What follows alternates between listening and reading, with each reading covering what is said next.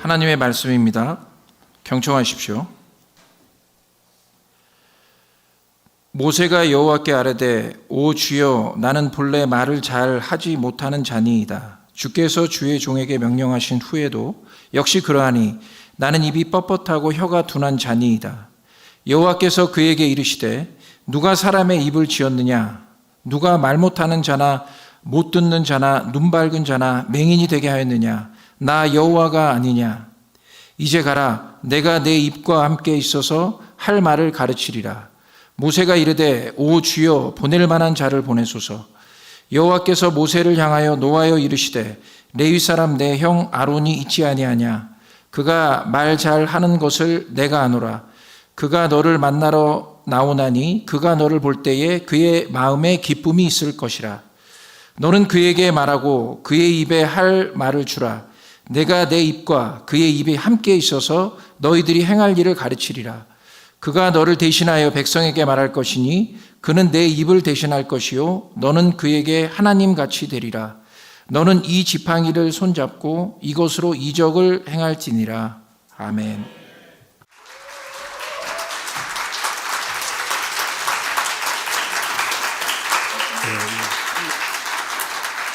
여러분 안녕하세요.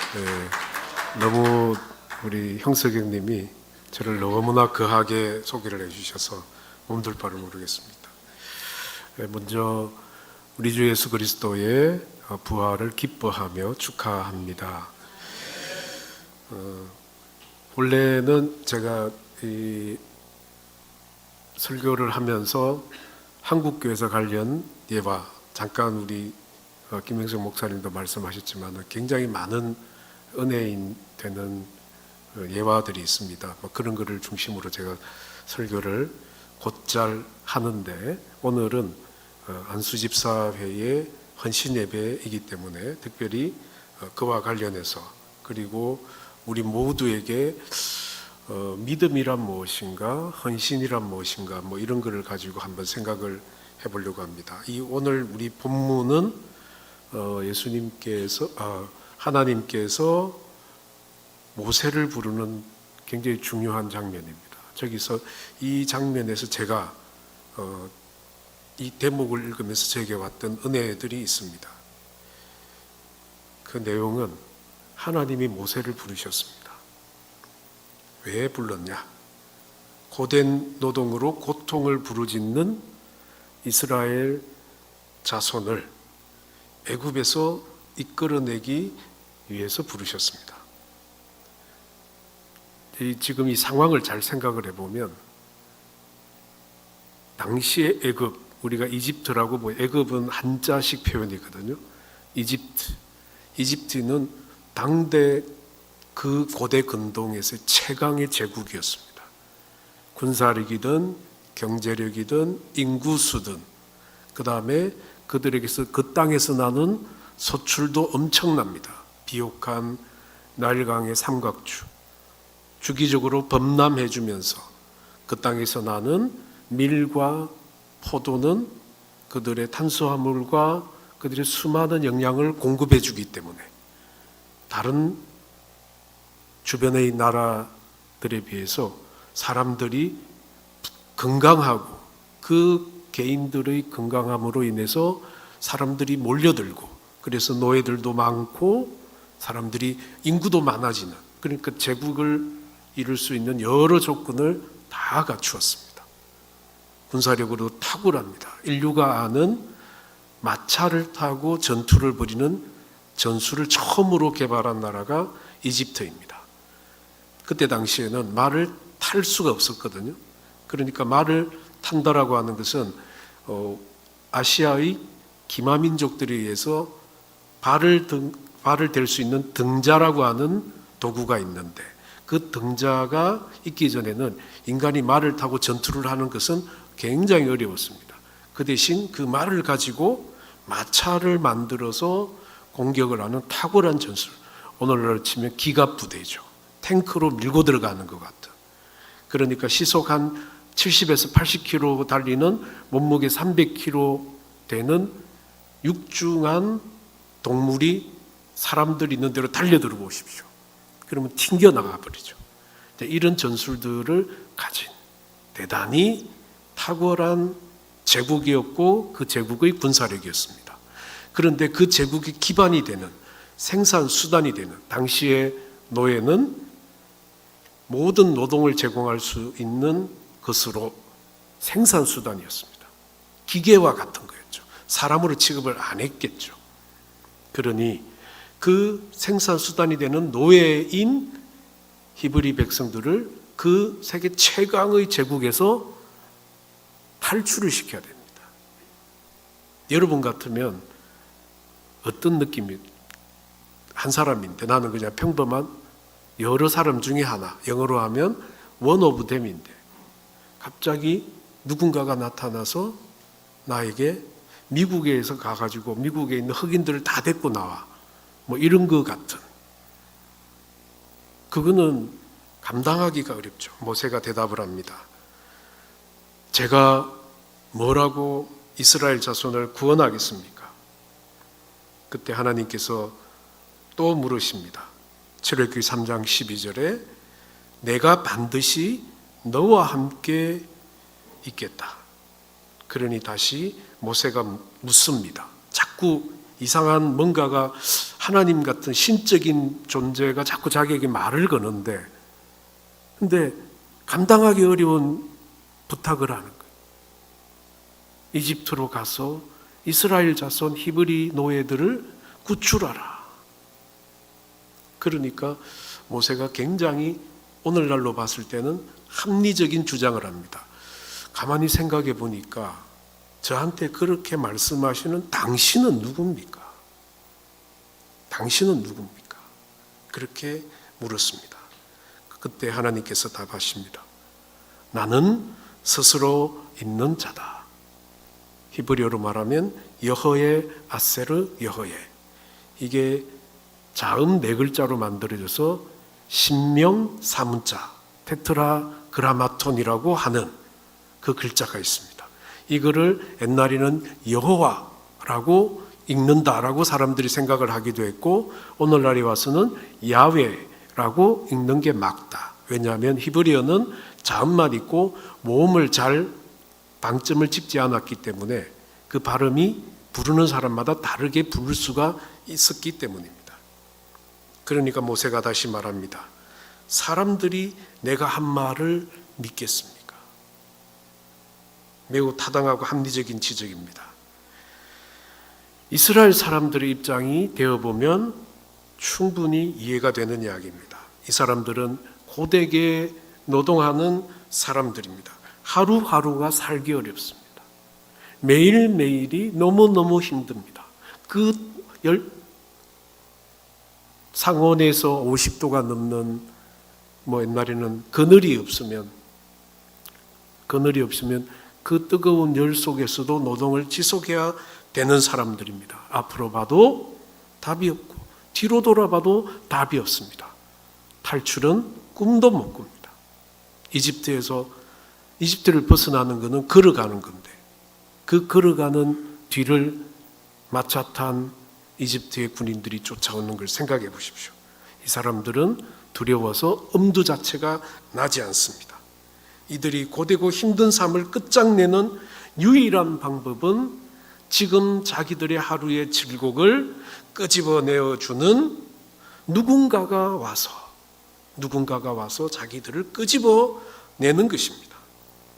이 사람들의 이와 같은 열망을 우리 신학에서는 그리고 종교학에서는 메시아니즘이라고 부릅니다.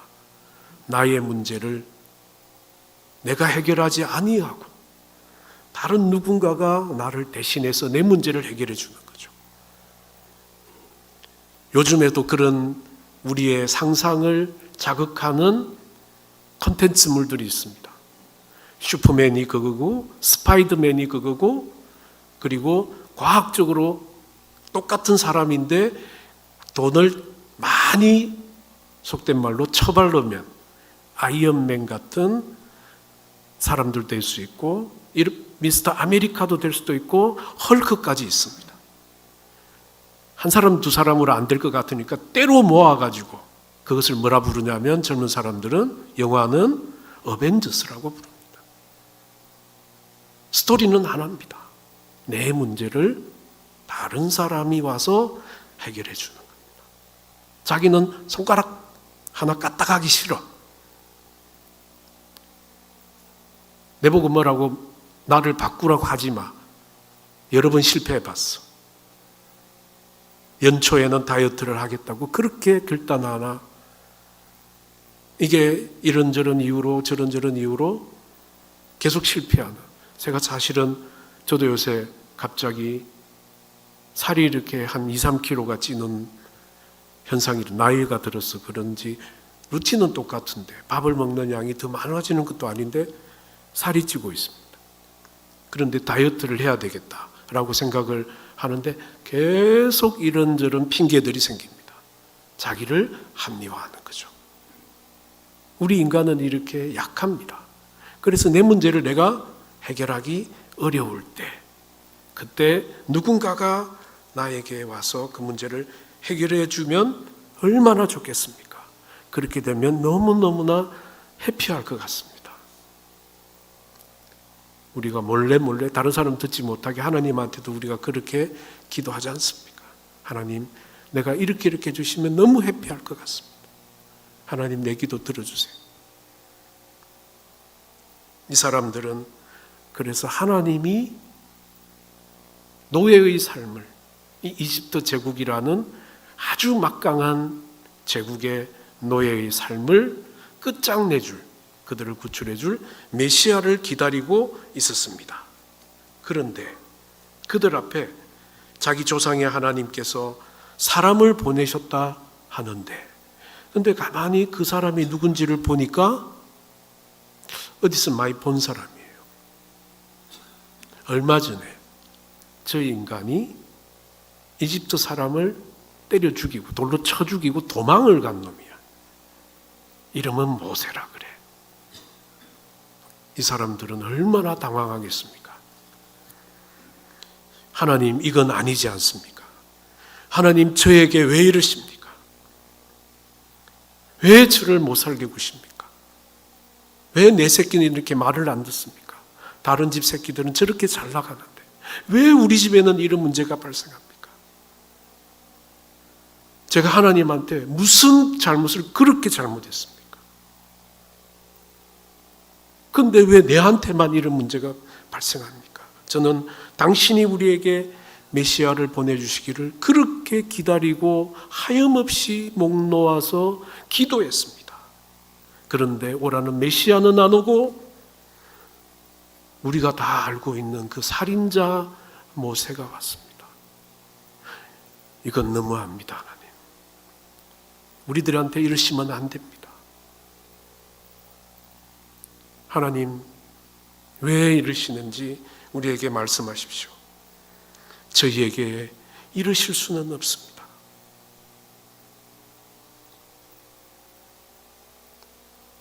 출애굽기 4장 1절 모세의 반응도 똑같습니다. 그들이 나를 믿지 아니하며 내 말을 듣지 아니할 것입니다. 오히려 여호와께서 너에게 나타났다고 하는 그 말은 거짓말이다 라고 그들은 생각할 것입니다. 하나님께서 내까지 것한테 나타날 리가 없다. 어디서 사기치느냐. 우리는 하루하루 살기도 힘든데 니까지 것 와가지고 사기까지 우리한테 치고 그러냐. 썩 물러가라. 모세도 사람입니다. 사실 모세에게도 메시아가 필요합니다. 자신이 하나님의 메신저가 아니라 자기에게도 메시아를 보내주셔야 되는데, 그런데 내보고 하나님의 메신저가 되라고. 이게 무슨 말입니까? 미치고 환장할 노릇입니다. 이에 하나님께서 모세가 믿을 수 있도록 이적을 보여주십니다. 모세, 네 손에 들고 있는 지팡이 그거 던져봐. 그러니까 그 지팡이가 뱀이 되었습니다. 그 뱀을 잡으니까 다시 지팡이가 되었습니다. 하나를 더 보여주십니다. 네 손을 품 안에 넣어봐. 그러니까 그 손이 금세 한센병 환자의 피부가 되었습니다. 다시 품 안에 넣었더니 그 손이 원래대로 완벽하게 돌아왔습니다. 그럼에도 불구하고 모세는 여전히 물러서지 않습니다. 모세가 하나님께 대꾸합니다. 하나님, 저를 메신저로 보내시라고 하셨는데, 메신저는 메시지를 전하는 사람인데, 맞죠? 네, 사실은요, 제가 말을 잘 못합니다. 꽤 괜찮은 변명을 하나님께 했습니다. 저는 입이 뻣뻣하고 혀가 둔해서 못하겠습니다. 뭐라도 핑계를 대야 되는데 꽤 그럴듯한, 메신저는 메시지를 전하는 사람인데 말을 잘 못하니.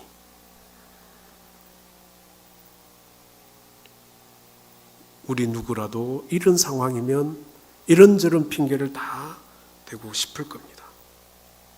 그런데 하나님께서 화를 내시며 이렇게 말씀하십니다. 4장 12절에 이제 가라. 내가 내 입과 함께 있어 할 말을 가르치라. 그리고 아론이 있다. 네 형 아론이 있으니까 아론은 말을 잘한다. 이쯤 되면, 제가 이 본문을 읽으면서 이쯤 되면 제가 제 느끼는 감정, 저의 해석에는 뚜껑이 열릴 것 같아요. 모세가 내가 말을 못한다, 저는 부담된다, 안 된다 하니까 하나님이 이집트를 보냈는데, 이집트의 막강한, 즉 미국에 가서 미국 대통령하고 단판을 짓거나 미국의 네이비 실하고 싸움을 벌이거나 뭘 해야 돼. 그러면 우리나라 707 특인대 한 세트 정도는 보내주셔야 되는 거 아닙니까, 이거? 그죠? 그 정도 있어야 내가 뭐라도 벌렁벌렁 가슴 걸리는 가슴이라도 진정할 텐데, 하나님이 내한테 보내주시는 게, 우리가 너무 잘 아는 모세가 자기 형 아론이래요. 아론. 맨날 추리닝 입고 집에서 뒹굴거리면서 밥이나 축 내고 넷플릭스나 보고 게임이나 하던 그 형, 나도 잘 알고 지도 잘 아는 그 아론, 엄마 말 안 듣고 그러다가 등짝 스매싱 맞아서 겨우겨우 하는, 게을러 빠지고 도무지 도움될 것 같지 않은 그 형이란 가래입니다.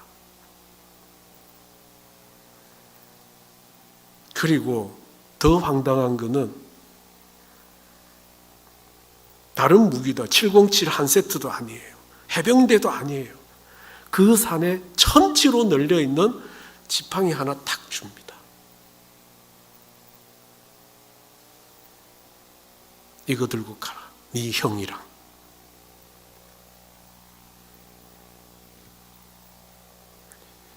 여러분에게 있어서 믿음은 무엇입니까?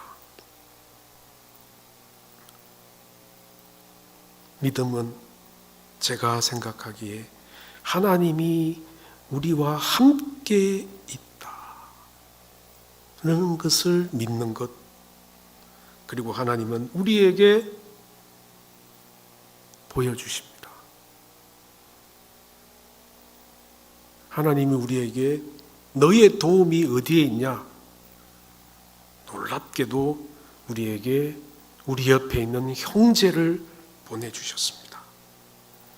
우리가 하나님을 믿는다는 것은 하나님께서 우리에게 보내신 내 옆의 형제들과 손을 잡고 그리고 앞으로 가는 것, 그게 믿음 아니겠습니까?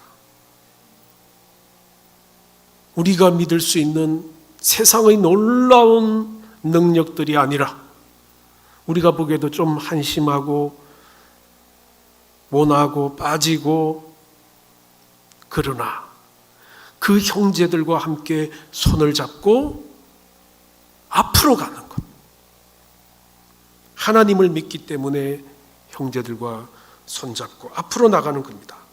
그래야 넘어지지 않기 때문입니다. 그래야 하나님이 우리를 위하여 예비한 축복을 발견하는 겁니다. 5분 후에 우리의 앞날을 알 수 없습니다. 2015년에 개봉한 영화 암살이라는 영화가 있습니다. 이정재가 분한 염석진, 그리고 전지현이 분한 안호균. 이 안호균은 경북 출신의 남자현 집사를 역사적으로 발굴한 사람입니다. 안호균. 그때 영화 제일 마지막 대목에 이렇게 말합니다. 안호균이 염석진에게 묻습니다. 너는 왜 동지를 배반했냐? 그때 저는 충격을 받는 대사를 받았습니다. 굉장한 충격이 되는 대사. 내가 자기가 왜 배반했냐 동지를. 그러니까 염석진이 하는 말이 해방될 줄 몰랐으니까.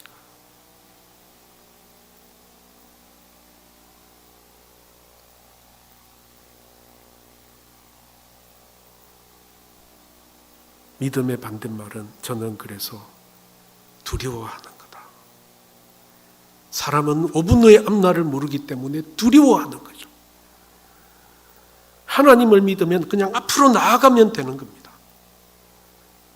그래서 저는 요새 이런 생각을 합니다. 하나님께 축복을 달라고 기도하는 게 아니라 하나님을 믿고 앞으로 나아가면 하나님이 창세전부터 우리를 위하여 예비해 두신 그 축복을 발견하게 될 것이다. 축복은 내가 기도하면, 내가 하나님 자동 판매기처럼 내가 무엇을 집어넣고 하나님 해주세요 하면 하나님이 들어주는 것이 아니라 하나님은 이미 창세전부터 우리를 위하여 축복을 예비하셨습니다. 우리가 믿음으로 앞으로 나아가면 그 축복을 발견하게 되는 것입니다. 우리가 불안하고 두려워서 내가 가보지 않은 길이라 5분 후의 앞날을 알 수 없기 때문에 그때 하나님이 나의 불안을 들어주는 가장 중요한 존재가 우리의 형제들이다. 그 형제를 보내셨다. 서로가 서로를 손을 맞잡고 앞으로 나아가자 하면 그렇게 몇 걸음 걷지 않아서 하나님이 우리에게 예비하신 놀라운 축복을 발견할 수 있다. 이 출애굽기에서 하나님이 모세를 부르는 이 장면에 저는 우리 기독교의 가장 중요한 덕목, 믿음이란 무엇인가를 생각해 보게 되었습니다. 이 부활절 오후에 삼성교회 모든 안수집사회를 포함한 모든 성도님들이 하나님께서 우리에게 보여주시는 이 믿음으로 앞으로 나아가는 그리스도인들이 되시기를 간절히 축원합니다. 기도하겠습니다. 하나님, 오늘 부활절을 맞이하여서 너무나 기쁘고 좋은 이 날에 우리가 주일날 이 거룩한 날에 교회로 모여 하나님께 예배드립니다. 특별히 삼성교회 안수집사회가 헌신을 다짐하며 이 자리에서 하나님께 찬양하였습니다. 우리 안수집사회 뿐만 아니라 삼성교회에 속한 모든 성도님과 그 가족들이 주님 보시기에 든든한 믿음, 굳건한 믿음의 그리스도인들이 되도록 이끌어 주시옵소서. 이번 말씀 우리 예수 그리스도로 기도드렸습니다.